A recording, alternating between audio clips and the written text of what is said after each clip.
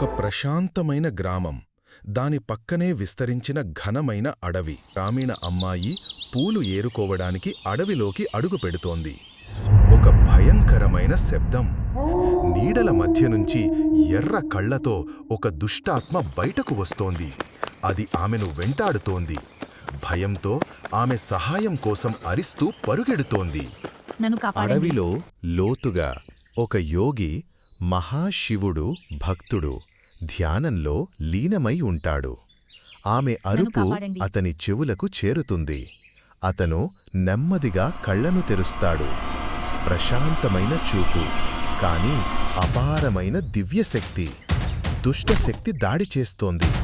దివ్యకాంతి విస్ఫోటనమవుతుంది. దుష్టాత్మ అరుస్తూ బూడిదగా మారి గాలిలో కలిసిపోతుంది.